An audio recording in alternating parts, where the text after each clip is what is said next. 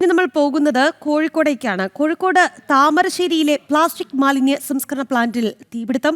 താമരശ്ശേരിക്ക് സമീപത്ത് എലോക്കരയിലുള്ള പ്ലാസ്റ്റിക് മാലിന്യ സംസ്കരണ പ്ലാന്റിനാണ് തീപിടിച്ചത്. അഗ്നിബാധയിൽ ആർക്കും പരിക്കില്ല. ഓഫീസ് ഉൾപ്പെടുന്ന 3 നില കെട്ടിടം പൂർണ്ണമായും കത്തിനശിച്ചു. ഫാക്ടറിയിലെ പിക്കപ്പ് വാനും കത്തിനശിച്ചിട്ടുണ്ട്. തീ നിയന്ത്രണ വിധേയമാണ്. വിവരങ്ങളുമായി രമ്യദാസ് നമുക്കൊപ്പം ചേരുകയാണ്.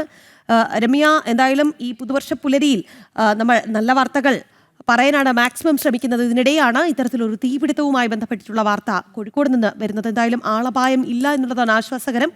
എന്താണ് നിലവിലത്തെ അവിടുത്തെ അവസ്ഥ?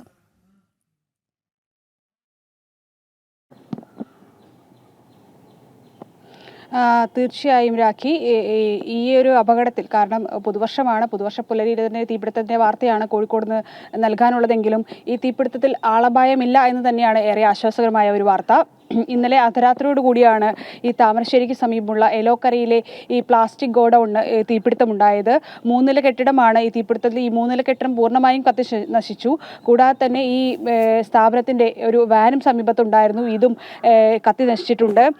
തീപിടുത്തത്തിന്റെ കാരണം വ്യക്തമല്ല എങ്കിലും ഏറെ നേരത്തെ ശ്രമകരമായ പരിശ്രമത്തിലാണ് ഇത്തരത്തിൽ ഈ വലിയൊരു തീപിടുത്തം അണയ്ക്കാൻ കഴിഞ്ഞിട്ടുള്ളത്. തീ ഇപ്പോൾ നിയന്ത്രണ വിധേയം തന്നെയാണ്.